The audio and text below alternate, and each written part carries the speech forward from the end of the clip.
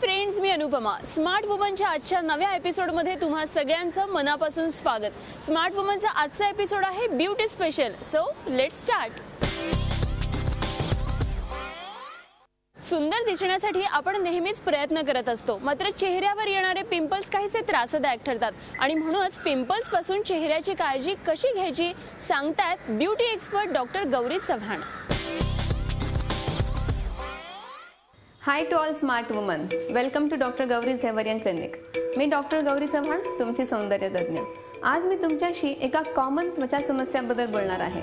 आपल्यापैकी प्रत्येकाने वयाच्या एका तरी टप्प्यावरती ह्या समस्येचा नक्कीच सामना केलेला आहे आणि ते म्हणजे मुरुम, पिंपल्स, ज्याला मेडिकल टर्ममध्ये आपण म्हणतो ॲक्ने वल्गॅरिस. साधारणतः टीनेजर्समध्ये ह्याचं प्रमाण जास्त आढळून येतं, म्हणजे विशीमध्ये की जेव्हा प्युबर्टी चेंजेस होतात, हार्मोनल चेंजेस असतात आणि पिंपल्स जास्त वाढतात. पण मिड एजमध्ये सुद्धा याचं प्रमाण जास्त आढळतं, कारण हार्मोनल चेंजेस कधीही झाले तर पिंपल्स वाढू शकतात. नेमकं काय असतं हे पिंपल्स, म्हणजे कसे होतात हे पिंपल्स? चला तर आपण पाहूया. खरं तर त्वचेचे विविध थर असतात.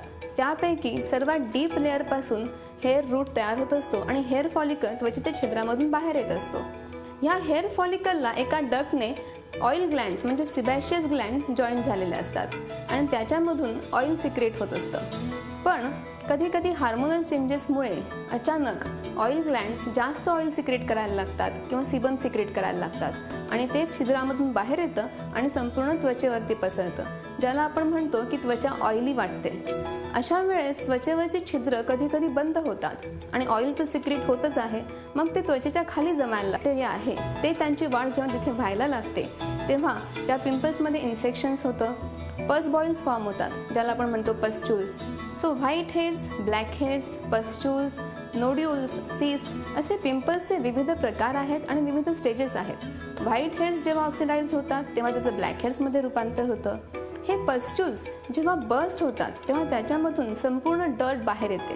पण हे बर्स्ट होतात तेव्हा त्वचेचा डीप लेअर मात्र डॅमेज करतात आणि त्यामुळे ह्या पिंपल्समुळे डाग निर्माण होतात आणि हे पिंपल्स हील होता होता त्वचेवरती व्रण करून जातात, ज्याला आपण म्हणतो ॲक्ने स्कार्स.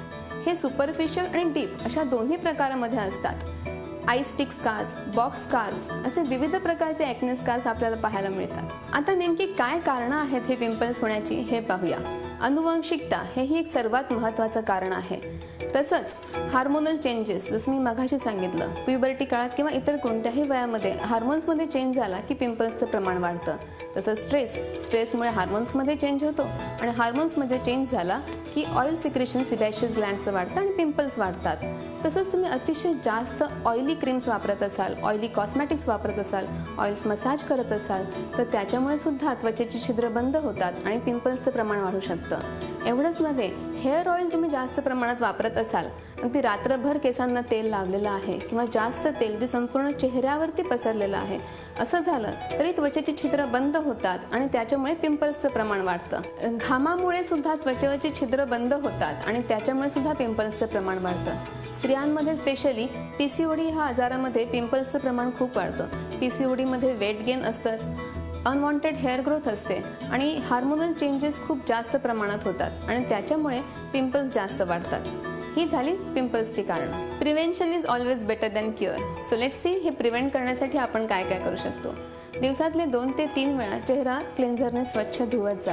काही जणांना वाटतं की आपण जेवढं जास्त वेळा चेहरा धुवू तेवढं किंवा जास्त स्क्रब करू तर आपल्या चेहऱ्याची छिद्र जास्त मोकळी होतील आणि चेहऱ्यावरती पिंपल्स येणार नाहीत. But please don't do that, कारण जास्त तुम्ही चेहरा स्क्रब केलात तर त्याच्यामुळे स्किनवरचा प्रोटेक्टिव्ह लेअर सुद्धा निघून जातो आणि त्याच्यामुळे पुन्हा इन्फेक्शन्स होऊन पिंपल्स वाढण्याची शक्यता असते. तसंच पिंपल्स असलेल्यांनी सॅलिसिलिक ॲसिड असलेले क्लिन्झर्स वापरलेलं जास्त चांगलं, कारण सॅलिसिलिक ॲसिडमुळे त्वचेवरची छिद्र चांगल्या प्रकारे मोकळी होतात.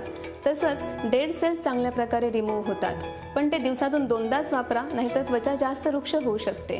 काही जणांना मुरुमांना पुन्हा पुन्हा हात लावण्याची सवय असते, पण आपले हात सुद्धा संपूर्ण बॅक्टेरियाने भरलेले असतात. अशा वेळेस पुन्हा मुरुमांमध्ये बॅक्टेरियल इन्फेक्शन पकडून पस बॉइल्स तयार होतात, त्याच्यामुळे तसं सुद्धा करू नका. काही जणांना तर पिंपल्स दाबून फोडल्याशिवाय चैन पडत नाही, but please don't do that, कारण त्याच्यामुळे स्किनचा डीप लेअर डॅमेज होतो आणि ते हील होता होता स्किनवरती व्रण तयार होतो, जसं मी मगाशीच सांगितलं. तसंच क्लीनअप्स घरच्या घरी करू नका. क्लीनअप्स हे विशेष तज्ज्ञांकडून चांगल्या हायजेनिक स्किन क्लिनिकमध्येच करून घ्या. ऑइली कॉस्मेटिक्स वापरू नका, तर नॉन कॉमेडोजेनिक कॉस्मेटिक्सचा वापर करा.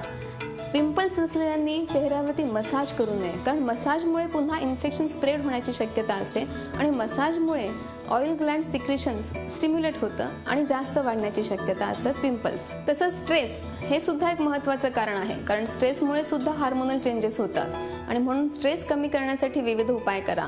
मेडिटेशन, सिंगिंग, डान्सिंग, जे तुम्हाला छंद आवडतात, पेंटिंग्स, ज्याच्यातून तुम्हाला आनंद मिळतोय अशा गोष्टी करा. तसंच ईट हेल्दी आहार घ्या. Eat lots of fruits and vegetables, त्याच्यामध्ये अँटीऑक्सिडंट्स असतात. पपई, गाजर, बीट, संत्री, ॲपल, मोसंबी ह्यासारख्या पदार्थांचा, फळांचा आहारात जास्तीत जास्त समावेश करा. आणि दिवसाला 2 ते 3 लिटर पाणी पिणं अतिशय आवश्यक आहे, कारण पाण्यामुळे त्वचेमधील जे टॉक्सिन्स आहेत ते फ्लश व्हायला मदत होते आणि तुमची स्किन होते जास्त ग्लोईंग.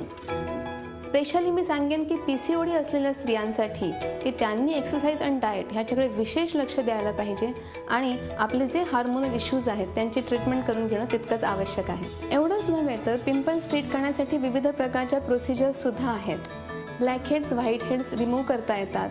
तसंच इंटेन्स पल्स लाईटचा वापर करून आपण बॅक्टेरियाची ॲक्टिव्हिटी कमी करू शकतो.